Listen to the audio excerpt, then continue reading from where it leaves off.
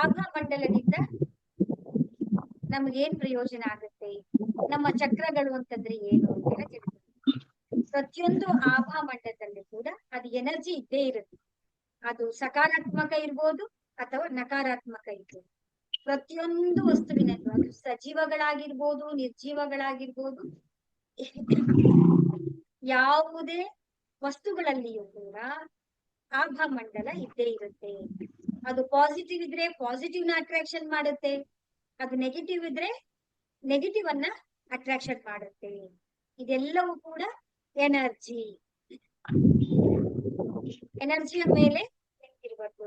ಈಗ ಈ ನಮ್ಮ ಚಕ್ರಗಳನ್ನ ಹೌದಲ್ವಾ, ಈ ಎನರ್ಜಿಯನ್ನ ನಾವು ಜಾಸ್ತಿ ಮಾಡ್ಕೋಬೇಕು, ಇನ್ಕ್ರೀಸ್ ಅನ್ನ ಮಾಡ್ಕೊಳ್ಬೇಕು. ಈಗ ನಮ್ಗೆ ಗೊತ್ತಾಯ್ತು ನಮ್ಮ ಎಲ್ಲ ಪ್ರಾಬ್ಲಮ್ಸ್ ಗಳಿಗೆ ಕಾರಣ ನಮ್ಮ ಚಕ್ರಗಳಲ್ಲಿರುವಂತಹ ಬ್ಲಾಕೇಜಸ್ಗಳು, ಹೌದಲ್ವಾ. ಈಗ ಅದನ್ನ ರೆಡಿ ಮಾಡ್ಕೊಳ್ಬೇಕು, ನಾವು ಅದನ್ನ ತಯಾರು ಮಾಡ್ಕೊಳ್ಬೇಕು. ನಾವು ಅಂದ್ರೆ ಸರಿಯಾದ ಕೆಲಸವನ್ನ ಮಾಡುವ ರೀತಿಯಲ್ಲಿ ನಾವು ಅದನ್ನ ಪ್ರಿಪೇರ್ ಮಾಡ್ಕೊಳ್ಬೇಕು. ಅಂದ್ರೆ ನಾವ್ ಏನ್ ಮಾಡ್ಬೇಕು ಅಂತ ಹೇಳಿದ್ರೆ, ಒಂದು ಚಕ್ರ ಧ್ಯಾನವನ್ನ ಮಾಡ್ಬೇಕು.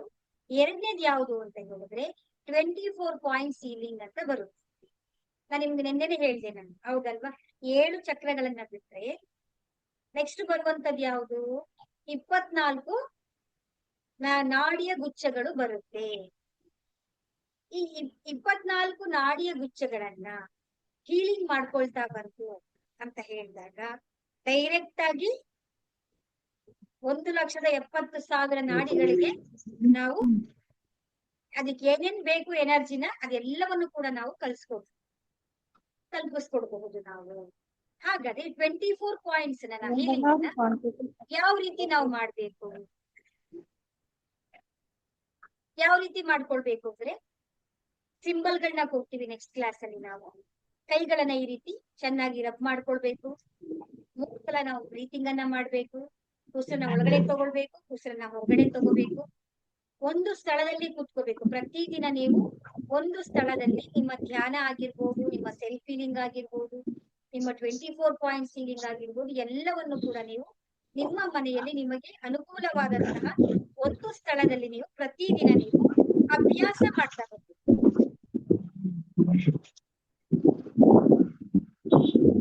ಸರಿನಾ. ಈಗ ನಾವು ಹೀಲಿಂಗ್ ಮಾಡ್ಕೊಳ್ಳೋದು ಹೇಗೆ ಅಂತ ಹೇಳಿದ್ರೆ, ಕೈಗಳನ್ನ ಚಾರ್ಜ್ ಮಾಡ್ಕೊಳ್ಬೇಕು, ಸಿಂಬಲ್ಸ್ ಗಳನ್ನ ನಾವು ಡ್ರಾ ಮಾಡ್ಕೊಳ್ಬೇಕು. ನಾಳೆ ಕ್ಲಾಸ್ ಅಲ್ಲಿ ನಾನು ನಿಮ್ಗೆ ಹೇಳ್ಕೊಡ್ತೇನೆ ನಿಮ್ಗೆ. ಅದಾದ ನಂತರ ನಾವು ರೇಖಿ ಮಾತೆಯನ್ನ ಕರಿಬೇಕು. ಆ ಪ್ರೊಸೆಸ್ ಅನ್ನು ಕೂಡ ನಿಮ್ಗೆ ನಾನು ಹೇಳ್ಕೊಡ್ತೇನೆ, ಆಯ್ತಾ. ಅದೆಲ್ಲರನ್ನು ಕೂಡ ಇನ್ವೈಟ್ ಮಾಡಿ ನಾವೇನ್ ಮಾಡ್ಬೇಕು ಅಂದ್ರೆ ನಮ್ಮ ಕೈಗಳನ್ನ ಈ ರೀತಿ ಜೋಡಿಸ್ಕೊಂಡಿರ್ತೀವಲ್ವಾ. ನಾನ್ ನಿಮ್ಗೆ ಗ್ರೂಪ್ ಅಲ್ಲಿ ನಿಮ್ಗೆ ಸೆಂಡ್ ಮಾಡಿದೀನಿ ನಾನು ನಮ್ಮ 24 ಶರೀರದ ಭಾಗಗಳು ಯಾವ್ಯಾವ್ದು ಅಂತ ಹೇಳಿ. ಅಲ್ಲಿಗೆ ನಾವೇನ್ ಮಾಡ್ಬೇಕು, ಹೀಲಿಂಗ್ ಅನ್ನ ಮಾಡ್ಬೇಕು. ಏನ್ ಮಾಡ್ಬೇಕು, ಮೊದಲು ನಾವೇನ್ ಮಾಡ್ತೀವಿ, ನಮ್ಮ ಐಸ್ ಸ್ವಲ್ಪ ದೂರದಲ್ಲಾರು ಇಟ್ಕೊಳ್ಬಹುದು, ಅಥವಾ ನಿಮ್ಗೆ ಸ್ವಲ್ಪ ಆರಾಮ್ ಅನ್ಸುತ್ತೆ ಕೈ, ಯಾಕಂದ್ರೆ ತುಂಬಾ ಹೊತ್ತು ಹಿಡ್ಕೋಬೇಕು ಅಂದಾಗ ಪೈನ್ ಆಗುತ್ತೆ. ಅದಕ್ಕೋಸ್ಕರ ನೀವೇನ್ ಮಾಡ್ಬೇಕು ಅಂದ್ರೆ ಸ್ವಲ್ಪ ಹತ್ತಿರದಲ್ಲಿ ಇಟ್ಕೊಳ್ಳಿ. ಈ ರೀತಿ ಇಟ್ಕೊಂಡಾಗ ಆ ಪರಮಾತ್ಮನ ದಿವ್ಯ ಶಕ್ತಿ ಬ್ರಹ್ಮಾಂಡದಿಂದ ನಿಮ್ಮ ಮೇಲೆ ಬರುತ್ತೆ, ನಿಮ್ಮಿಂದ ನಿಮ್ಮ ಕೈಗಳಿಗೆ ಬಂದು ನಿಮ್ಮ ಕೈಗಳಿಂದ ನಿಮ್ಮ ಶರೀರದಲ್ಲಿರುವಂತಹ ಕಣ್ಣಿನ ಭಾಗಕ್ಕೆ ಹೋಗ್ತಾ ಇದೆ. ಈ ತರ ಕಣ್ಣತ್ರ ನೀವು ಇಟ್ಕೋಬೇಕು. ಆ ಕಣ್ಣಿನಿಂದ ಆ ಪರಮಾತ್ಮನ ದಿವ್ಯ ಚೈತನ್ಯದ ಪ್ರಕಾಶವು ಬಂದು ಕಣ್ಣಲ್ಲಿರುವಂತಹ ಎಲ್ಲ ಮಾಂಸಖಂಡಗಳು, ಸ್ನಾಯುಗಳು, ಮೂಳೆಗಳು, ರಕ್ತಗಳು, ನರಗಳು, ಅಲ್ಲಿ ಏನೇನ್ ಪಾರ್ಟ್ಸ್ ಗಳಿದೆ ಎಲ್ಲಾ ಕಡೆನೂ ಕೂಡ ಅದು ಹೋಗಿ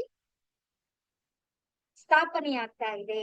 ಅಲ್ಲಿರುವಂತಹ ಎಲ್ಲ ನಕಾರಾತ್ಮಕ ಶಕ್ತಿಗಳೆಲ್ಲವನ್ನು ಕಪ್ಪು ಕಪ್ಪು ಕಪ್ಪು ಕಪ್ಪು ಬಣ್ಣದಲ್ಲಿರುವಂತಹ ಎಲ್ಲ ನಕಾರಾತ್ಮಕ ಶಕ್ತಿಗಳನ್ನ ಬ್ರಹ್ಮಾಂಡದಲ್ಲಿ ವಿಲೀನಗೊಳಿಸ್ತಾ ಇದೆ.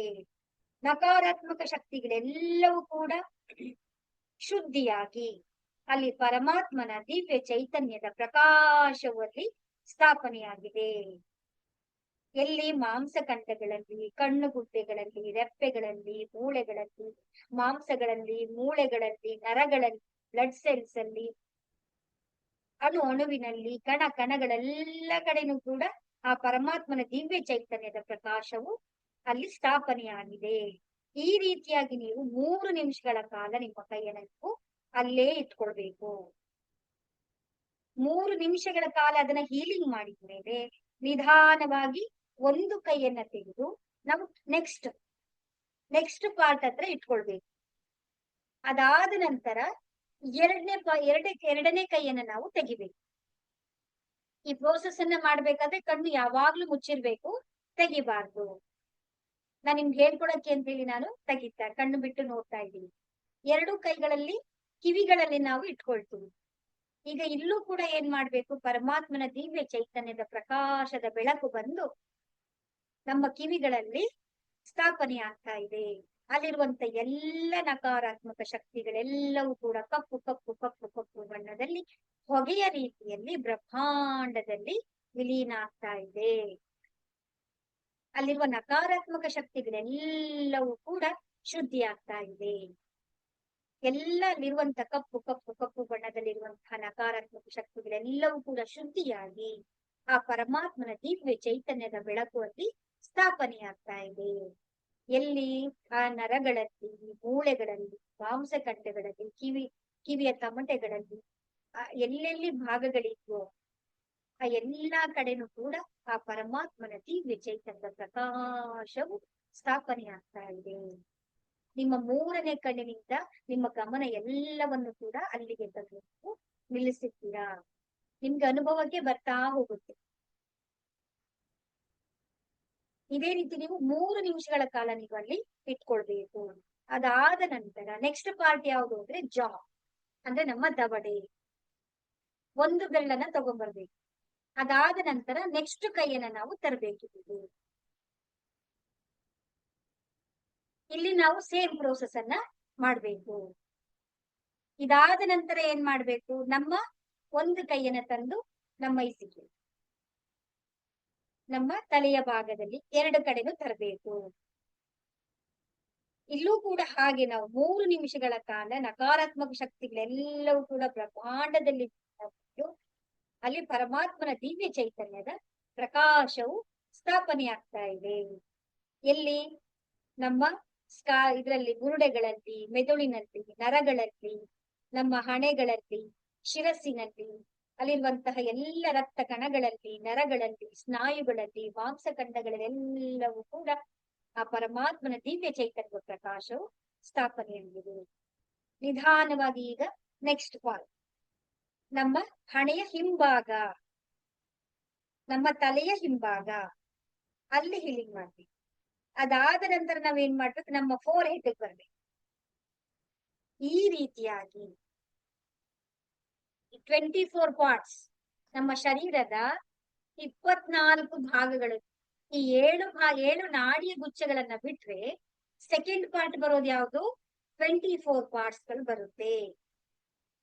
ಅದೆಲ್ಲವನ್ನು ಕೂಡ ನಾವು ಹೀಲಿಂಗ್ ಮಾಡ್ಕೊಳ್ತಾ ಬರ್ಬೇಕು. ಈ ತರ ಪ್ರೋಸೆಸ್ ಅನ್ನ ಮಾಡ್ಬೇಕು ಅಂದಾಗ ಎಷ್ಟೊತ್ತಾಗಬಹುದು ಅಂತ ಹೇಳಿದ್ರೆ 1.5 ಅವರ್ ಆಗುತ್ತೆ. ಸೊ 1.5 ಅವರ್ ಒಟ್ಟಿಗೆ ನಾವು ಮಾಡೋಕ್ಕಾಗದಿಲ್ಲ. ಯಾಕೆ ಅಂತ ಹೇಳಿದ್ರೆ ನಾವು ಗೃಹಸ್ಥಾಶ್ರಮದಲ್ಲಿದ್ದೀವಿ, ಅಂದ್ರೆ ಸಂಸಾರದ ಒಳಗಡೆ ನಾವು ಇದ್ದೀವಿ. ಯಾಕಂದ್ರೆ ಈಗಿನ ಪ್ರಪಂಚದಲ್ಲಿ ಎಲ್ಲರೂ ಕೂಡ ಹೆಣ್ಮಕ್ಳು ಕೆಲ್ಸಕ್ಕೆ ಹೋಗ್ತಾರೆ, ಗಂಡ್ಮಕ್ಳು ಕೆಲ್ಸಕ್ಕೆ ಹೋಗ್ತಾ ಇದ್ದಾರೆ. ಸ್ವಲ್ಪ ಬ್ಯಾಲೆನ್ಸ್ ಮಾಡೋದು ಸಮಯದ ಅಭಾವಗಳಾಗತ್ತೆ. ಹಾಗಾಗಿ ನೀವೇನ್ ಮಾಡಿ ಅಂದ್ರೆ ಅದನ್ನ ಪಾರ್ಟ್ ಮಾಡ್ಕೊಳ್ಳಿ. ಇವತ್ತು 8 ಪಾರ್ಟ್ ಮಾಡ್ಕೊಳ್ಳಿ, ನಾಳೆ 8 ಪಾರ್ಟ್ ಮಾಡ್ಕೊಳ್ಳಿ, ನಾಳಿದ್ದು 8 ಪಾರ್ಟ್ ಮಾಡ್ಕೊಳ್ಳಿ.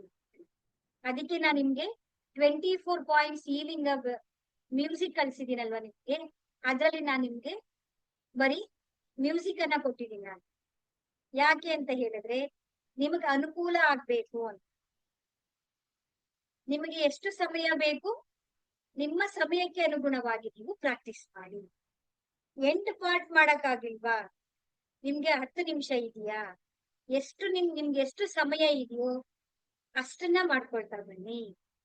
ಒಟ್ಟಿನಲ್ಲಿ ನೀವು 24 ಪಾಯಿಂಟ್ಸ್ ಹೀಲಿಂಗ್ ಅನ್ನ ಮಾಡ್ಲೇಬೇಕು. ಒಂದು 21 ದಿನಗಳ ಕಾಲ ರೆಗ್ಯುಲರ್ ಆಗಿ ಮಾಡಿ.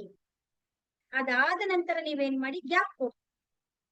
ನಿಮಗೆ ನಿಮ್ಮ ಶರೀರಕ್ಕೆ ಯಾವಾಗ ಅವಶ್ಯಕತೆ ಬೇಕು ಅಂತ ಅನ್ಸುತ್ತೆ ನಿಮ್ಗೆ ಗೊತ್ತಾಗ್ತಾ ಬರುತ್ತೆ ಅಲ್ವಾ. ಟಯರ್ಡ್ನೆಸ್ ಅನ್ಸುತ್ತೆ, ನನಗೆ ಹೀಲಿಂಗ್ ಮಾಡ್ಕೊಳ್ಬೇಕು ಅಂತ ಅನ್ಸುತ್ತೆ ಅಂತ ನಿಮ್ಗೆ 15 ದಿನಕ್ಕೊಂದ್ಸಲ, ವಾರಕ್ಕೊಂದ್ಸಲ, ನಿಮ್ಗೆ ಯಾವಾಗ ನೀಡಿದೆ ಅಂತ ಅನ್ಸುತ್ತೋ ಅವಾಗೆಲ್ಲನೂ ಕೂಡ ನೀವು ಹೀಲಿಂಗ್ ಅನ್ನ ಮಾಡ್ಕೊಳ್ತಾ ಬರ್ಬೋದು. ಎಷ್ಟು ಬ್ಯೂಟಿಫುಲ್ ಅಂತ ಹೇಳಿದ್ರೆ ಇದನ್ ಮಾಡ್ತಾ ಇದ್ದಂಗೆ ನಿಮ್ಗೆ ಅನುಭವ ಗೊತ್ತಾಗುತ್ತೆ.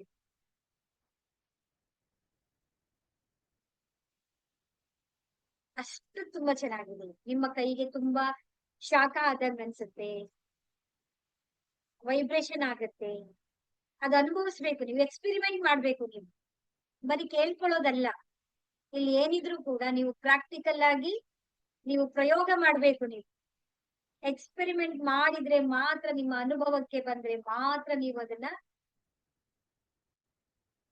ಅದರ ರುಚಿ ಏನು ಅನ್ನೋದು ನಿಮ್ಗೆ ಗೊತ್ತಾಗೋದು. ಬರೀ ಸುಮ್ನೆ ಕೇಳಿ ನೋಡೋಣ ಮಾಡೋಣ ಅಂತ ಹೇಳಿದ್ರೆ ಮಾಡೋ ಸಮಯ ಇವಾಗ ಇಲ್ಲ. ಸಮಯ ಬಂದಿದೆ ಅಲ್ವಾ? ಅದನ್ನ ನಾವು ಈ ಒಂದು 24 ಪಾಯಿಂಟ್ಸ್ ಅನ್ನ ನಾವು ಹೀಲಿಂಗ್ ಮಾಡ್ತಾ ಬರ್ತೀವಿ. ಮಾಡ್ತಾ ಮಾಡ್ತಾ ಏನಾಗುತ್ತೆ ಅಲ್ವಾ, ನಮ್ಮ ಎನರ್ಜಿಯಲ್ಲಿ ಬದಲಾವಣೆಗಳಾಗ್ತಾ ಬರುತ್ತೆ. ಮತ್ತೆ ಇನ್ನೊಂದಿರ್ಲಿ, ನೀವು ಧ್ಯಾನ ಮಾಡ್ತಾ ಇದ್ದೀರಾ ಅಂತಂದಾಗ, ಹೀಲಿಂಗ್ ಮಾಡ್ತಾ ಇದ್ದೀರಾ, 24 ಪಾಯಿಂಟ್ಸ್ ಗಳನ್ನ ಮಾಡ್ಕೊಳ್ತಾ ಇದ್ದೀರಾ ಅಂದಾಗ ಸ್ವಲ್ಪ ಪೇಯ್ನು ಜಾಸ್ತಿ ಆಗೋ ಸಂಭವಗಳು ಇರುತ್ತೆ. ಟೆನ್ಷನ್ ಮಾಡ್ಕೊಳ್ಳೋ ಅವಶ್ಯಕತೆ ಇರಲ್ಲ. ಈಗ ನಾವು ಗಾಯ ಆಗಿರುತ್ತೆ, ಗಾಯಕ್ಕೆ ನಾವೇನ್ ಮಾಡ್ತೀವಿ, ಡ್ರೆಸ್ಸಿಂಗ್ ಮಾಡ್ಬೇಕೀಗ ನಾವು, ಹೌದಲ್ವಾ? ಆ ಗಾಯಕ್ಕೆ ನಾವು ಡ್ರೆಸ್ಸಿಂಗ್ ಮಾಡಿದಾಗ ಏನಾಗುತ್ತೆ, ಅದೆಲ್ಲ ಕ್ಲೀನ್ ಮಾಡಿ, ಅದೆಲ್ಲನು ಅದೇನೇನ್ ವೇಸ್ಟ್ ಇರುತ್ತೆ, ಅದ್ರಲ್ಲಿ ಏನ್ ಪಸ್ ಇರುತ್ತೆ ಅದೆಲ್ಲನು ತೆಗೆದು ಅದಕ್ಕೆ ಆಯಿಂಟ್ಮೆಂಟ್ ಎಲ್ಲ ಹಾಕಿ ಟ್ರೀಟ್ಮೆಂಟ್ ಎಲ್ಲ ಮಾಡಿ ಅದಕ್ಕೆ ಬ್ಯಾಂಡೇಡ್ ಹಾಕಿದಾಗ ನಿಮ್ಗೆ ನೋವಾಗುತ್ತಾ ನೋವಾಗಲ್ವಾ? 2-3 ದಿನಗಳ ಕಾಲಕ್ಕೆ ನೋವಿರುತ್ತೆ. ಯಾಕಾದ್ರೂ ನಾನು ಡ್ರೆಸ್ಸಿಂಗ್ ಮಾಡ್ಸಿದ್ನಪ್ಪ, ಹಾಗೆ ಇದ್ರೆ ಸಾಕಾಯ್ತಿತ್ತು ಅಂತ ಅನ್ಸುತ್ತೆ ನಮ್ಗೆ. ನೋಡಿರ್ಬೋದು, ಒಂದ್ ಕೈ ಕುಯ್ಕೊಂಡ್ಬಿಡ್ತೀವಿ ನಾವು, ಅದಕ್ಕೆ ಆಯಿಂಟ್ಮೆಂಟ್ ಆಗಿ ಉರಿ ಜಾಸ್ತಿ ಆಗುತ್ತೆ ನಮ್ಗೆ. ಆಮೇಲೆ ಸ್ವಲ್ಪ ಹೊತ್ತು ಆದ್ಮೇಲೆ 1 ಅವರ್ 2 ಅವರ್ 3 ಅವರ್ ಆದ್ಮೇಲೆ ಅದು ನಮ್ಗೆ ಕಡಿಮೆ ಆಗ್ತಾ ಬರುತ್ತೆ. ಹಾಗೆ ಇದು ಸಿಂಪ್ಟಮ್ಸ್ ಏನು ಅಂತ ಹೇಳಿದ್ರೆ ನೀವ್ ಅರ್ಥ ಮಾಡ್ಕೊಳ್ಬೇಕು, ಅಲ್ಲಿರುವಂತ ನಕಾರಾತ್ಮಕ ಎನರ್ಜಿಗೆ ಅದು ಹೋಗೋದಿಕ್ಕೆ ರೆಡಿ ಆಗ್ತಾ ಇದೆ. ಈಗ ಒಂದು ಇರುವೆ ಇರುತ್ತೆ, ಗೂಡಿರುತ್ತೆ, ಅದ್ರ ಪಾಡಿಗೆ ಅದು ಲೈನ್ ಹಾಕೊಂಡು ಹೋಗ್ತಾ ಇರುತ್ತೆ. ಸುಮ್ನೆ ಅದನ್ನ ಟಚ್ ಮಾಡಿ ಮನೆಯೆಲ್ಲ ಹರಡ್ಕೊಂಡ್ಬಿಡುತ್ತೆ ಅಲ್ವಾ? ಹಾಗೆ ನಕಾರಾತ್ಮಕ ಎನರ್ಜಿ ಅಂದ್ರೆ ನೀವು ಒಂದ್ ಬರೀ ನೆಗೆಟಿವ್ ಎನರ್ಜಿ ಅಂತ ಅನ್ಕೋಬೇಡಿ, ಬರೀ ದೆವ್ವ ಭೂತ ಅಂತ ಅನ್ಕೋಬೇಡಿ. ನಮ್ಮ ಆಲೋಚನೆಗಳಿಂದ, ವಿಚಾರಗಳಿಂದ, ನಮ್ಮ ಭಾವನೆಗಳಿಂದ, ನಮ್ಮ ವಾತಾವರಣದಿಂದ, ನಮ್ಮ ಆಹಾರ ಪದ್ಧತಿಯಿಂದಲೂ ಕೂಡ ನಮ್ಗೆ ವೈಬ್ರೇಷನ್ಸ್ಗಳು, ನೆಗೆಟಿವ್ ವೈಬ್ರೇಷನ್ಸ್ಗಳು ಬಂದಿರುತ್ತೆ. ಅದು ಶೇಕ್ ಆಗ್ತಾ ಇದೆ ಅಂತ ಅರ್ಥ. ಅದು ಹೋಗೋದಿಕ್ಕೆ ರೆಡಿ. ಏನಾದ್ರೂ ಹೋಗ್ಬೇಕು ಅಂದ್ರೆ ಏನ್ ಮಾಡ್ಬೇಕದು, ನಾನು ಹೋಗ್ತಾ ಇದೀನಿ ಅಂತ ನಿಮ್ಗೊಂದು ಸಂದೇಶ ಕೊಡ್ಬೇಕಲ್ವಾ? ಹಾಗಾಗಿ ಸಣ್ಣ ಪುಟ್ಟದು ಸ್ವಲ್ಪ ಜಾಸ್ತಿ ಆದಂಗ ಅನ್ಸುತ್ತೆ, ನೀವು ತಾಳ್ಮೆಯಿಂದ ಇರಿ, ನಿಧಾನವಾಗಿ ಪ್ರೋಸೆಸ್ ಅನ್ನ ಮಾಡ್ತಾ ಬನ್ನಿ. ಯಾಕೆ ಮುಂಚಿತವಾಗಿ ಹೇಳ್ತಾ ಇದ್ದೀನಿ ನಿಮ್ಗೆ ಅಂತ ಹೇಳಿದ್ರೆ, ನೀವು ಗಾಬರಿ ಮಾಡ್ಕೊಂಡ್ಬಿಡ್ತೀರಾ. ನೀವೇನ್ ಅನ್ಕೊಳ್ತೀರಾ, ನಾನ್ ರೇಖಿ ಮಾಡ್ತಾ ಇದ್ದೀನಿ, ನಾನ್ ಕಲಿತಾ ಇದ್ದೀನಿ, ಸೊ ಇದರಿಂದನೇ ಪ್ರಾಬ್ಲಮ್ ಬಂತು ಅನ್ಕೊಳ್ತೀರಾ ನೀವು. ಇದರಿಂದನೇ ಜಾಸ್ತಿ ಆಯ್ತು ಅನ್ನೋ ಮನೋಭಾವನೆ ನಿಮ್ಗೆ ಗೊತ್ತಿರ್ಬೇಕು. ನಿಮ್ಗೆ ನೀವು ಏನೇ ಮಾಡಿದ್ರು ಕೂಡ ಅದು ಅರಿವಿತ್ತು ಅಂತ ಹೇಳಿದಾಗ ನಿಮಗೆ ಅದು ಆ ಪ್ರೋಸೆಸ್ ನಿರಂತರವಾಗಿ ಮಾಡೋದಿಕ್ಕೆ ನಿಮ್ಗೆ ಸಾಧ್ಯ ಆಗುತ್ತೆ. ಇದು 24 ಪಾಯಿಂಟ್ಸ್ ನಿಮ್ಗೆ ಅರ್ಥ ಆಗಿದೆ ಅಂತ ಅನ್ಕೊಳ್ತೀನಿ. ಇದ್ರಲ್ಲಿ ಏನಾದ್ರು ಡೌಟ್ಸ್ ಇದೆಯಾ ನಿಮ್ಗೆ?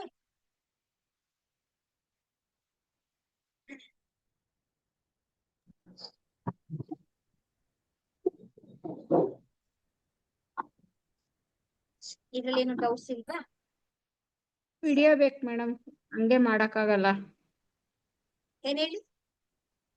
ವಿಡಿಯೋ ಬೇಕು ಮೇಡಮ್, ಹಂಗೆ ಮಾಡಕ್ಕಾಗಲ್ಲ ಜ್ಞಾಪಕ ಇಟ್ಕೊಂಡು. ಅಂತ ಹೇಳಿದ್ರೆ 1.5 ಅವರ್ ಆಗುತ್ತೆ. ಹಾಗಾಗಿ ನಾನು ನಿಮ್ಗೆ ಮುಂಚೆನೆ ಹೇಳಿದೆ. ನಾನು ಜಸ್ಟ್ ನೀವೇನು ಬೇಡ, ಜಸ್ಟ್ ಕೈಯನ್ನ ನೀವು ಆ ಭಾಗದಲ್ಲಿ ಇಟ್ಕೊಂಡ್ರೆ ಸಾಕು, ಅದ್ರ ಕೆಲಸ ಅದ್ರ ಪಾಡಿಗೆ ಅದಾಗತ್ತೆ. ಮ್ಯೂಸಿಕ್ ಇದೆ, ಅದಕ್ಕೆ ಆಡಿಯೋ ಕಳ್ಸಿಕೊಟ್ಟಿದೀನಿ ನಿಮ್ಗೆ ನಾನು. ಅದನ್ನ ಹಾಕೊಂಡು ಕಿವಿಗಾದ್ರೂ ಹಾಕೊಳ್ಳಿ ಅಥವಾ ಮೊಬೈಲ್ ಆದ್ರೂ ಹಾಕೊಳ್ಳಿ, ಆರಾಮಾಗಿ ನೀವು ಶಾಂತಿಯಿಂದ ನೀವು ಪ್ರಯತ್ನ ಮಾಡಿ, ಎಕ್ಸ್ಪೆರಿಮೆಂಟ್ ಮಾಡಿ ಓಕೆ ಮೇಡಮ್ ಹೇಳಿ. ಗೊತ್ತಾಗುತ್ತೆ. ಯಾಕಂದ್ರೆ ಎಲ್ಲರೂ ಇದನ್ನ ಮಾಡಿದ್ದಾರೆ, ತುಂಬಾ ಅದ್ಭುತವಾಗಿ ಅನುಭವಗಳು ಬಂದಿದೆ ಅವ್ರಿಗೆಲ್ಲರಿಗೂ. ಸರಿ, ಒಳ್ಳೇದಾಗ್ಲಿ. ಸೊ ಇದನ್ನ ಮಾಡ್ತಾ ಮಾಡ್ತಾ ಏನಾಗುತ್ತೆ, ನಮ್ಮ ಆಭಮಂಡಲ 10 ಫೀಟ್ ಇಂದ 15, ನಾರ್ಮಲ್ ವ್ಯಕ್ತಿಗಳಿಗಿಂತ ದೊಡ್ಡದಾಗಿ ಹಾರ ಇನ್ಕ್ರೀಸ್ ಆಗ್ತಾ ಬರ್ತಾ ಇರುತ್ತೆ. ದೊಡ್ಡದಾಗ್ತಾ ಆಗ್ತಾ ಆಗ್ತಾ ನಮ್ಮ ಆಭಮಂಡಲ ಜಾಸ್ತಿ ಆಗ್ತಾ ಬರ್ತಾ ಇರುತ್ತೆ. ಸೊ ಎನರ್ಜಿ, ಇದ್ರಲ್ಲಿ ಏನಾದ್ರೂ ಡೌಟ್ಸ್ ಇದೆಯಾ? ನಮ್ಮ ಈ ಒಂದು ಎನರ್ಜಿಯಲ್ಲಿ ಬ್ಲಾಕೇಜಸ್ ಆಗೋದಕ್ಕೆ ಮೇನ್ ಕಾರಣ ಏನು ಅಂತ ಹೇಳಿದ್ರೆ ನಮ್ಮ ಆಹಾರ ಪದ್ಧತಿ. ಸೊ ಆಹಾರ ಪದ್ಧತಿಯಲ್ಲಿ ನಾವು ಬದಲಾವಣೆಯನ್ನ ಮಾಡ್ಕೊಳ್ಳೇಬೇಕಿದೆ. ಯಾಕೆ ಗೊತ್ತಾ? ಈ ಶರೀರ ಇದೆಯಲ್ವಾ, ನೀವು ಮೋಕ್ಷ ಪಡ್ಕೊಳ್ತೀರಾ, ಮುಕ್ತಿ ಬೇಕಾ, ನಿಮ್ಗೆ ಆನಂದ ಬೇಕಾ, ಸಚ್ಚಿದಾನಂದ ಸ್ಥಿತಿ ಬೇಕಾ, ನಿಮ್ಗೆ ಸಕ್ಸಸ್ ಬೇಕಾ, ನಿಮ್ಗೆ ಹಣ ಬೇಕಾ,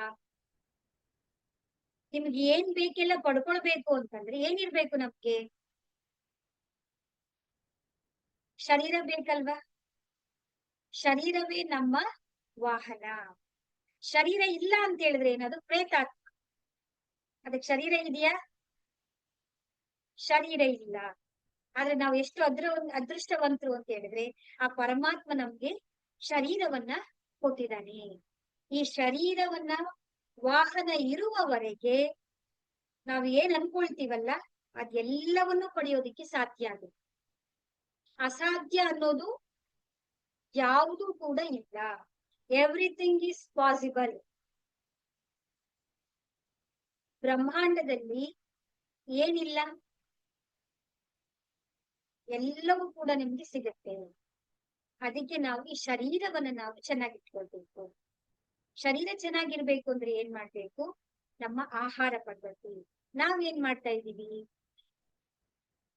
ಜಂಕ್ ಫುಡ್ಗಳು ತಿಂತಾ ಇದೀವಿ, ಸಕ್ಕರೆ ತಿಂತಾ ಇದೀವಿ, ಸ್ವೀಟ್ಸ್ಗಳು. ಟೈಮ್ ನೋಡಿ ಊಟ ಮಾಡ್ತಾ ಇದೀವಿ. 1 ಗಂಟೆ ಆಯ್ತಾ ಊಟ ಮಾಡು, ರಾತ್ರಿ 10 ಗಂಟೆ ಆಯ್ತಾ ಊಟ ಮಾಡು, ಬೆಳಿಗ್ಗೆ 9 ಗಂಟೆ ಆಯ್ತಾ ತಿಂಡಿ ತಿನ್ನು, ಸಂಜೆ 4 ಗಂಟೆ ಆಯ್ತಾ ಸ್ನಾಕ್ಸ್ ಕುಡಿ, ಕಾಫಿ ಬೇಕಾ ಟೀ ಬೇಕಾ ಅಂತ ಗಂಟೆ ನೋಡಿ ನಾವು ಊಟ ಮಾಡ್ತಾ ಇದ್ದೀವಿ.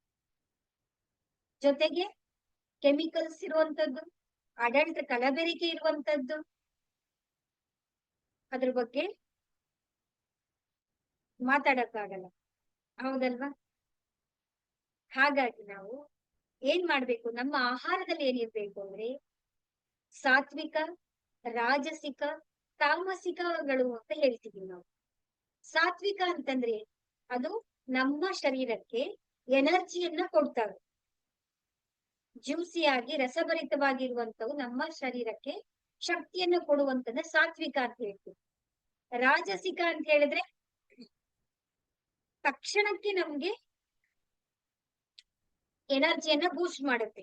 ಈಗ ಮಸಾಲೆ ದೋಸೆ, ಪಾನಿಪುರಿ, ಗೋಬಿ ತಿಂದ ತಕ್ಷಣ ನಾಲ್ಗೆ ಹೇಗನ್ಸುತ್ತೆ ಅಂತ ಸೌಂಡ್ ಬರುತ್ತೆ ನಮ್ಗೆ, ಹೌದಲ್ವಾ? ಯಾವುದು ತಕ್ಷಣ ಇಮಿಡಿಯೇಟ್ ಆಗಿ ನಮ್ಗೆ ರುಚಿಯನ್ನ ಕೊಡುತ್ತೋ ಅದೆಲ್ಲವೂ ಕೂಡ ರಾಜಸಿಕ. ಅದು ಇಮಿಡಿಯೇಟ್ ಆಗಿ ಬರುತ್ತೆ, ಇಮಿಡಿಯೇಟ್ ಆಗಿ ಹೋಗುತ್ತೆ, ಇಮಿಡಿಯೇಟ್ ಆಗಿ ನಮ್ಮ ಹೆಲ್ತ್ ಅನ್ನ ಹಾಳು ಮಾಡುತ್ತೆ. ತಾಮಸಿಕ ಅಂತ ಹೇಳಿದ್ರೆ ನಮ್ಮನ್ನ ಕೆಲಸ ಮಾಡಕ್ಕೆ ಸೋಂಬೇರಿತನಕ್ಕೆ ತಳ್ಳುವಂತ ಊಟಗಳು. ನಾನ್ ವೆಜ್ ಆಗಿರ್ಬೋದು, ಸ್ಪೈಸಿ ಆಗಿರ್ಬೋದು, ಮಸಾಲೆಗಳಾಗಿರ್ಬೋದು, ಹೆವಿ ಊಟಗಳಾಗಿರ್ಬಹುದು, ಇವೆಲ್ಲವೂ ನಮ್ಮನ್ನ ಸೋಂಬೇರಿತನ, ಕುಂಭಕರ್ಣನ್ ಮಲಗಿಸುತ್ತೆ ನಮ್ಮನ್ನ. ಮಲ್ಕೊಂಡೇ ಇರಪ್ಪ ಅಂದ್ರೆ ಸಕ್ಸಸ್ ಕಡೆ, ಕೆಲಸದ ಕಡೆ ಧ್ಯಾನವನ್ನು ನಾವು ಎಲ್ ಮಾಡೋಕ್ಕಾಗತ್ತೆ? ಹಾಗಾಗಿ ಚಾಯ್ಸ್ ಇಸ್ ಯುವರ್ಸ್. ನಿಮ್ಗೆ ಏನ್ ಬೇಕು ಅದಕ್ಕೆ ಅನುಗುಣವಾಗಿ ನೀವು ಆಹಾರವನ್ನ ತಗೋಬಹುದು. ಒಂದ್ ತಿಂಗಳಾಯ್ತು. ಮತ್ತೆ ಹಸಿ ತರಕಾರಿಗಳು, ಹಣ್ಣುಗಳು, ಸೊಪ್ಪುಗಳನ್ನ, ಮತ್ತೆ ತರಕಾರಿ ಜ್ಯೂಸ್ಗಳೆಲ್ಲ ಬರುತ್ತೆ. ನೀವು ಯೂಟ್ಯೂಬ್ ಅಲ್ಲಿ ಹೋಗಿ ಸರ್ಚ್ ಮಾಡಿದ್ರೆ ತುಂಬಾ ಸಿಗುತ್ತೆ ನಿಮ್ಗೆ. ನಿಮ್ಗೆ ಯಾವ್ದು ಅನುಕೂಲ ಆಗುತ್ತೋ ಅವುಗಳನ್ನ ನೀವು ಹೆಚ್ಚು ಸವಿತಾ ಬನ್ನಿ. ಸ್ಪೈಸಿ ಐಟಮ್ಸ್ ಗಳೆಲ್ಲವನ್ನು ಕೂಡ ಕಡಿಮೆ ಮಾಡಿ. ನೆಕ್ಸ್ಟ್ ಒನ್ ಏನು ಅಂದ್ರೆ ಸೂರ್ಯ ಅಸ್ತಮದ ಒಳಗಡೆ ನಾವು ಊಟವನ್ನ ಮಾಡ್ಕೋಬೇಕು. ಜಠರಾಗ್ನಿ ಅಂತ ಹೇಳ್ತಾರೆ. ಅಂದ್ರೆ ಏನು? ನಮ್ಮ ಜಠರದಲ್ಲಿ ಅಗ್ನಿ ಇದೆ. ಅಗ್ನಿ ಏನ್ ಮಾಡುತ್ತೆ? ನಾವು ತಗೊಳ್ಳುವಂತ ಊಟನ ಅದು ಅರಗಿಸೋದಿಕ್ಕೆ ಸಹಾಯ ಮಾಡುತ್ತೆ. ಸೂರ್ಯನಲ್ಲಿ ಇರುವಂತದ್ದೇನು ಅಗ್ನಿ, ಅದು ಕೂಡ ಕಡಿಮೆ ಆಗ್ತಾ ಇರುತ್ತೆ. ಅಂದ್ರೆ ನಮ್ಮ ಜಠರಾಗ್ನಿನೂ ಕೂಡ ಏನಾಗುತ್ತೆ, ಕಡಿಮೆ ಆಗುತ್ತೆ. ಅದಕ್ಕೆ ನಮ್ಮ ಹಿರಿಯವ್ರೆಲ್ಲರೂ ಏನ್ ಮಾಡ್ತಾ ಇದ್ರು ಅಂದ್ರೆ ಬೇಗ ಊಟ ಮಾಡ್ತಾ ಇದ್ರು, ಬೇಗ ಮಲಗ್ತಾ ಇದ್ರು. ಈಗ ನಾವು ಡಿಜಿಟಲ್ ಯುಗದಲ್ಲಿ ಬಂದು 12 ಗಂಟೆ ಆದ್ರೂ ಮಲಗಲ್ಲ, 12 ಗಂಟೆ ಆದ್ರೂ ಪಾರ್ಟಿ, 1 ಗಂಟೆ ಆದ್ರೂ ಪಾರ್ಟಿ, ಬರ್ತ್ಡೇ ಆದ್ರೂ ಎಲ್ಲದಕ್ಕೂ ಪಾರ್ಟಿ ಪಾರ್ಟಿ ಪಾರ್ಟಿ ಅಲ್ವಾ? ಊಟ ಎಷ್ಟು ಕೊಡ್ತಾ ಇದೀವಿ, ಅದು ಡೈಜೆಷನ್ ಆಗೋದಕ್ಕೆ ಸಮಯನೇ ಕೊಡ್ತಾ ಇಲ್ಲ ನಾವು. ಹೌದಲ್? ಮತ್ತೆ ಊಟದ ಜೊತೆಗೆ ತಂಪು ಪಾನೀಯಗಳು ಅಲ್ವಾ? ಇವತ್ತು ನಾನ್ ವೆಜ್ ಊಟ ಮಾಡ್ತಾ ಇದೀವಿ, 7 ಅಪ್. ಆದ್ರೆ ನೋಡು, ಅಗ್ನಿಗೆ ನೀರ್ ಹಾಕಿದ್ರೆ ಏನಾಯ್ತು ಅದು?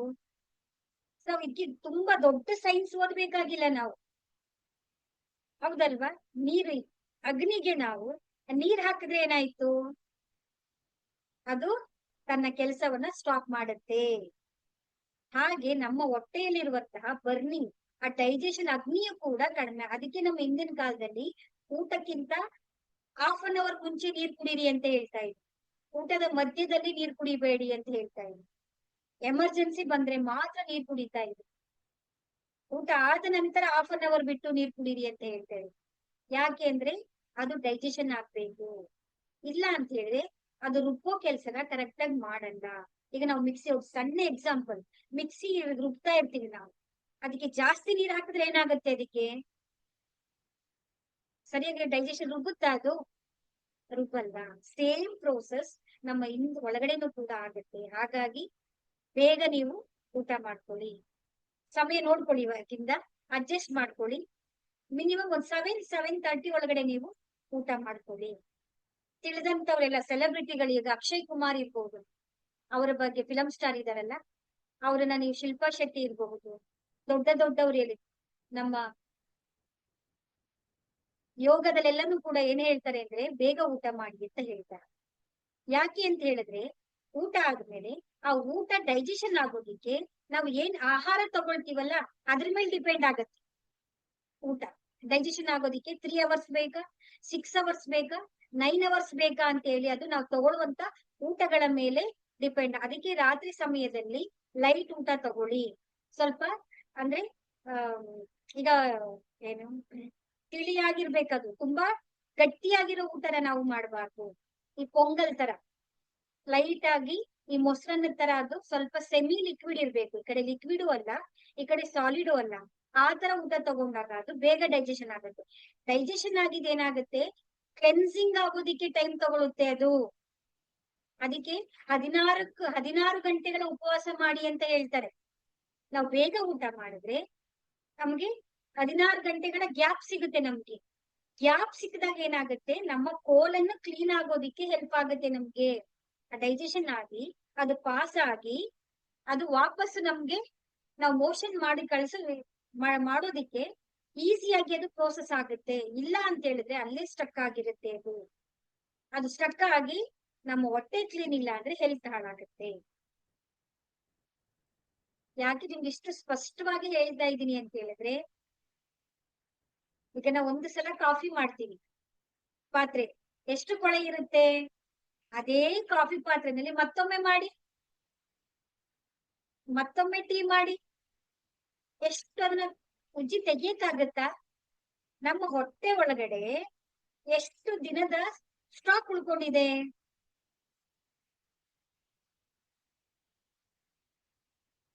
ನೋಡಿ, ನಮ್ಗೆ ಕಾಫಿ ಮಾಡೋ ಪಾತ್ರೆ ತೊಳೆಯೋದ್ ಗೊತ್ತು ಅಲ್ವಾ? ಹೊರಗಡೆ ಪ್ರಪಂಚದಲ್ಲಿ ಏನೇನ್ ಆಗ್ತಾ ಇದೆ ಅನ್ನೋದು ಗೊತ್ತು. ಮಂಗಳ ಗ್ರಹಕ್ಕೆ ಹೋಗ್ತಾ ಇದಾರೆ, ಏನೆಲ್ಲ ಹೊಸ ಟೆಕ್ನಾಲಜಿ ಕಂಡುಹಿಡಿತಾ ಇದಾರೆ ಅನ್ನೋದೆಲ್ಲ ಗೊತ್ತಿದೆ. ಸಣ್ಣ ಟೆಕ್ನಾಲಜಿ, ನಮ್ಮ ಹೊಟ್ಟೆಯನ್ನ ಕ್ಲೀನ್ ಮಾಡ್ಕೊಳ್ಬೇಕು ಅನ್ನೋ ಟೆಕ್ನಾಲಜಿ ಗೊತ್ತಾಗ್ತಿಲ್ವೇ? ಸೊ ಹಾಗಾಗಿ ಅದನ್ನ ನಾವು ಅದ್ರ ಕಡೆ ಸ್ವಲ್ಪ ನಾವು ಗಮನ ಕೊಡ್ತಾ ಬರೋಣ. ಅದಾದ ನಂತರ ನೆಕ್ಸ್ಟ್ ಅಂದ್ರೆ ನಮ್ಮ ಹವ್ಯಾಸಗಳನ್ನ ಬದಲಾವಣೆ ಮಾಡ್ಕೊಳ್ಬೇಕು. ಅಂದ್ರೆ ನನ್ನ ಫ್ರೆಂಡ್ ಸರ್ಕಲ್, ನಾನು ಇರುವಂತ ಗ್ರೂಪ್, ನಾನು ಯಾರ ಜೊತೆ ಇದ್ದೀನಿ, ನನ್ನ ಪರಿಸರ ಹೇಗಿದೆ, ಸಂಘದಂತೆ ಸಹವಾಸ. ಕೈಸಾ ರಂಗ್ ವೈಸಾ ಸಂಗ್. ವೈಸಾ ಸಂಗ್ ಕೈಸಾ ರಂಗ್ ವೈಸಾ ಸಂಗ್. ಅಂದ್ರೆ ನಿಮ್ ಸಂಘ ಹೇಗಿರುತ್ತೋ ಹಾಗೆ ನಿಮ್ಮ ಬದಲಾವಣೆಗಳಿರುತ್ತೆ. ಅದನ್ನು ನಾವು ಬದಲಾವಣೆ ಮಾಡ್ಕೊಳ್ತಾ ಬರ್ಬೇಕಾಗುತ್ತೆ. ಹಾಗೆ ಮತ್ತೆ ಇನ್ನೊಂದು ಯಾವುದು ಅಂತ ಹೇಳ್ತು ಅಂತ ಹೇಳಿದ್ರೆ, ಅದಕ್ಕೆ ನಮ್ಮ ಹಿರಿಯರೆಲ್ಲರೂ ಕೂಡ ಏಕಾದಶಿ ಮಾಡ್ತಾ ಇದ್ರು, ಶಿವರಾತ್ರಿಯಲ್ಲಿ ಉಪವಾಸ ಇರ್ತಾ ಇದ್ರು. ಉಪವಾಸ ಅಂದ್ರೆ ಏನು? ನಾವು ಮೇಲ್ಗಡೆ ವಾಸವಾಗಿರ್ಬೇಕು ಅಂದ್ರೆ ನಮ್ಮ ಮೇಲಿನ ಚಕ್ರಗಳಲ್ಲಿ ನಾವು ವಾಸವಾಗಿರ್ಬೇಕು. ಮೇಲಿನ ಚಕ್ರದಲ್ಲಿ ನಾವು ವಾಸವಾಗಿರ್ಬೇಕು ಅಂತಂದ್ರೆ ಏನು? ನಮ್ಮ ಶರೀರ ಹಗೂರವಾಗಿ ಇದ್ದಾಗ ನಮ್ಮ ಗಮನವನ್ನ ನಾವು ಇಲ್ಲಿ ಕೇಂದ್ರೀಕರಿಸೋದಿಕ್ಕೆ, ಇಲ್ಲಿ ವಾಸ ಮಾಡೋದಿಕ್ಕೆ ನಮ್ಗೆ ಸಾಧ್ಯ ಆಗತ್ತೆ. ಅದಕ್ಕೆ ಮೌನ ವ್ರತವನ್ನ ಮಾಡ್ತಾ ಇದ್ರು, ಉಪವಾಸಗಳನ್ನ ಮಾಡ್ತಾ ಇದ್ರು, ಹಣ್ಣು ತರಕಾರಿಗಳನ್ನ ತಿಂತಾ ಇದ್ರು. ಅವತ್ತು ಊಟ ಮಾಡೋಲ್ಲ, ಬರೀ ಲಿಕ್ವಿಡ್ ಐಟಮ್ಸ್ ಗಳನ್ನ ತಗೊಳ್ತಾ ಇದ್ರು. ಅದೆಲ್ಲ ಹಿಂದಗಡೆ ಸೈಂಟಿಫಿಕ್ ರೀಸನ್ಸ್ ಗಳಿದೆ. ಪ್ರತಿಯೊಂದು ನಮ್ಮ ವಿಚಾರಗಳ ಹಿಂದೆ ಸೈಂಟಿಫಿಕ್ ರೀಸನ್ಸ್ ಇದೆ. ಬಟ್ ಆದ್ರೆ ನಾವು ಅದ್ರ ಬಗ್ಗೆ ಗಮನ ಕೊಡೋದಿಕ್ಕೆ ಹೋಗ್ತಾ ಇಲ್ಲ. ಹಾಗಾಗಿ ಇದನ್ನ ರೆಡಿ ಮಾಡ್ಕೊಳ್ತಾ ಬನ್ನಿ. ಮತ್ತೆ ನಿಮ್ಮ ಮನೆಯಲ್ಲಿ ನೆಗೆಟಿವ್ ಎನರ್ಜಿ ಇದೆ ಅಂದ್ರೆ ಅದನ್ನ ಕ್ಲೀನ್ ಮಾಡೋದಕ್ಕೆ ಸಮುದ್ರದ ಉಪ್ಪು, ಕಲ್ಲುಪ್ಪು ಬರುತ್ತಲ್ಲ, ಕಲ್ಲುಪ್ಪಾಗಿರ್ಬೋದು ಅಥವಾ ಸಮುದ್ರದ ನೀರಾಗಿರ್ಬೋದು, ಒಂದು ಚಿಟಿಕೆ ನೀರನ್ನ ಹಾಕಿ ಮನೆಯನ್ನ ನೀವು ಕ್ಲೀನ್ ಒರೆಸ್ತಾ ಬರ್ಬೇಕು. ನೀವು ಸ್ನಾನ ಮಾಡೋ ನೀರಿಗೆ ಒಂದು ಚಿಟಿಕೆ ಕಲ್ಲುಪ್ಪನ್ನ ಹಾಕಿ ನಿಮ್ಮ ಶಿರಸ್ಸಿನ ಇಲ್ಲಿ ನಮ್ಮ ವಿಶುದ್ಧಿ ಚಕ್ರದಿಂದ ಕ್ಲೀನ್ ಮಾಡ್ತೀವಿ. ಅದ್ ಮಾಡ್ತಾ ಮಾಡ್ತಾ ನಿಮ್ಮ ಮನೆಯಲ್ಲೂ ಕೂಡ ಎನರ್ಜಿ ಚೇಂಜಸ್ ಆಗತ್ತೆ. ಮತ್ತೆ ಹಳೆ ಪದಾರ್ಥಗಳು, ಒಡೆದೋಗಿರುವಂತದ್ದು, ಮನೆಯಲ್ಲಿ ಅದು ಕಟ್ಟಿರುತ್ತಲ್ಲ, ಜೇಡ ಬಲೆ ಕಟ್ಟಿರುತ್ತಲ್ಲ, ಆ ತರದ ಡಸ್ಟ್ಗಳು ಯಾವುದು ಕೂಡ ಇಟ್ಕೊಳ್ಳೋದಿಕ್ಕೆ, ಹಳೆ ಪದಾರ್ಥಗಳು ಏನೇ ಇದ್ರು ಕೂಡ ಎಲ್ಲವನ್ನು ಕೂಡ ನೀವು ನಿಧಾನವಾಗಿ ಹೊರಗಡೆ ಗುಜರಿಗೆ ಹಾಕ್ತಾ ಬನ್ನಿ. ಯಾಕೆ ಹೇಳಿ? ಮುರಿದೋಗಿರೋದು, ಹಳೆ ಕಾಲದ್ದು, ತಾತ ಕೊಟ್ಟಿರೋದು, ಮುತ್ತಾತ ಕೊಟ್ಟಿರೋದು ಇಟ್ಕೊಳ್ತೀರಾ ಅಂದ್ರೆ ಕ್ಲೀನ್ ಮಾಡಿ. ಅದನ್ನ ಕ್ಲೀನ್ ಮಾಡಿ ಅವಾಗ ಇಟ್ಕೊಳ್ಳಿ. ಅದ್ಮೇಲೆ ಧೂಳು ಕೂತ್ಕೊಳ್ತು, ಎಲ್ಲ ಕೂತ್ಕೊಳ್ತು ಅಂದ್ರೆ ನೆಗೆಟಿವ್ ಎನರ್ಜಿಯನ್ನ ಅಟ್ರಾಕ್ಷನ್ ಮಾಡುತ್ತೆ. ಸೊ ಹಾಗಾಗಿ ಪಾಸಿಟಿವ್ ಎನರ್ಜಿಯನ್ನ ನಾವು ಇನ್ಕ್ರೀಸ್ ಮಾಡ್ಕೊಳ್ಬೇಕು ಅಂದ್ರೆ ಈ ತರ. ಮತ್ತೆ ನೀವು ಹಾಕೊಳ್ಳುವಂತ ಡ್ರೆಸ್ಗಳು, ಕಾಸ್ಟ್ಲಿ ಸೀರೆಗಳಿರುತ್ತೆ, ಕೆಲವು ರೇಷ್ಮೆ ಸೀರೆ, ರೇಷ್ಮೆ ಬಟ್ಟೆಗಳು, ಇದೆಲ್ಲನೂ ಕೂಡ ನಾವು ವಾಶ್ ಮಾಡಲ್ಲ. ಪಾರ್ಟಿಗೆ ಹೋಗ್ತೀವಿ, ಹಾಕೊಂಡ್ ಬರ್ತೀವಿ, ಹಾಗೆ ಮಡ್ಚಿ ನೀಟಾಗಿ ಅದನ್ನ ಸ್ವಲ್ಪ ಒಣಗಿಸಿ ಅದನ್ನ ಬೀರು ಒಳಗಡೆ ಇಡ್ತೀವಿ. ಈಗ ನಾವು ಫಂಕ್ಷನ್ಗೆ ಹೋಗಿದೀವಿ ಅಂದ್ರೆ ಎಷ್ಟು ಜನ ಬಂದಿರ್ತಾರೆ, ಎಷ್ಟು ದೃಷ್ಟಿ ಆಗಿರುತ್ತೆ, ಎಷ್ಟು ನಕಾರಾತ್ಮಕ ಎನರ್ಜಿಯ ಸರ್ಕಲ್ ಇರುತ್ತೆ ಅಲ್ಲಿ, ಅದೆಲ್ಲವೂ ಕೂಡ ಅಬ್ಸರ್ವ್ ಮಾಡಿರುತ್ತೆ ಅಲ್ವಾ ಸ್ಯಾರಿ. ಅದನ್ನ ತಗೊಂಡೋಗಿ ನಾವು ಒಳಗಡೆ ಇಟ್ಟಿವಿ ಅಂತ ಹೇಳಿದ್ರೆ ನಾವು ನಕಾರಾತ್ಮಕ ಶಕ್ತಿನ ತಗೊಂಡ್ ಬಂದು ಇಟ್ಕೊಂಡ್ವಿ ಅಂತ ಆಯ್ತಲ್ಲ. ಸೊ ನೀವು ಅಂತ ಸಮಯದಲ್ಲಿ ಸ್ವಲ್ಪ ಒಂದು ಬೌಲಿಗೆ ಒಂದು ಚಿಟಿಕೆ ಉಪ್ಪನ್ನ ಹಾಕಿ ಆ ನೀರನ್ನ ಚಿಮುಕ್ಸಿ, ಕಲರ್ ಹೋಗುತ್ತಾ ಇಲ್ವಾ ಅಂತ ನೋಡ್ಕೊಂಡ್ ಮಾಡಿ. ಆಮೇಲೆ ನಾನ್ ಹೇಳ್ದೆ ನಿಮ್ಮಿಂದ ನನ್ ಸೀರೆ ಹೋಯ್ತು ಮೇಡಮ್, ನಂಗೆ ಸೀರೆ ಕೊಡ್ಸಿ ಅಂದ್ರೆ ನಾನ್ ಸೀರೆ ಕೊಡ್ಸಕ್ ಆಗಲ್ಲ. ಪ್ಯಾಚ್ ಟೆಸ್ಟ್ ಮಾಡ್ಕೊಳ್ಳಿ ಆಯ್ತಾ, ತಮಾಷೆಗೆ ಹೇಳ್ದೆ. ಟೆಸ್ಟ್ ಮಾಡ್ಕೊಳ್ಳಿ, ಅದನ್ನ ನೀವು ನೋಡ್ಕೊಳ್ಳಿ. ಅಥವಾ ಬರೀ ನೀರಿಗೆ ಅದನ್ನ ಹಚ್ಚಿ ಒಣಗಿಸಿ ಅದನ್ನ ಆಮೇಲೆ ನೀವು ನಿಮ್ಮ ಬೀರುನಲ್ಲಿ ನೀವು ಇಟ್ಕೊಳ್ಬಹುದು. ಹೀಗೆ ಮಾಡ್ತಾ ಬನ್ನಿ, ಈ ಚೇಂಜಸ್ ನೀವು ನೋಡ್ತೀರಾ. ಎಕ್ಸ್ಪೆರಿಮೆಂಟ್ ಮಾಡ್ಬೇಕು ನೀವು, ಮಾಡಿ ನನಗೆ ನಿಮ್ಮ ಅನುಭವಗಳನ್ನ ನನಗೆ ಹೇಳ್ತಾ ಬರ್ಬೇಕು. ಇದೆಲ್ಲವೂ ಕೂಡ ನಮ್ಮ ಎನರ್ಜಿಯನ್ನ ನಾವು ಜಾಸ್ತಿ ಮಾಡ್ಕೊಳ್ಳೋದಿಕ್ಕೆ ನಮ್ಗೆ ಸಹಾಯವನ್ನ ಮಾಡುತ್ತೆ. ಮನೆಯಲ್ಲಿ ಧೂಪ, ದೀಪ, ಗಂಧದ ಕಡ್ಡಿ ಇದೆಲ್ಲ ಹಾಕೋದು ಏನಕ್ಕೆ ಗೊತ್ತು? ಗಂಟೆ ಶಬ್ದ, ಕರ್ಪೂರ, ಇದೆಲ್ಲ ಏನಕ್ಕೆ ಅಂದ್ರೆ ಎನರ್ಜಿ ಕ್ಲೀನ್ ಆಗ್ಲಿ, ಅಲ್ಲಿರೋ ನೆಗೆಟಿವ್ ಎನರ್ಜಿ ಎಲ್ಲವೂ ಕೂಡ ಹೋಗಿ ಪಾಸಿಟಿವ್ ಎನರ್ಜಿ ಸ್ಥಾಪನೆ ಆಗ್ಲಿ ಅಂತ.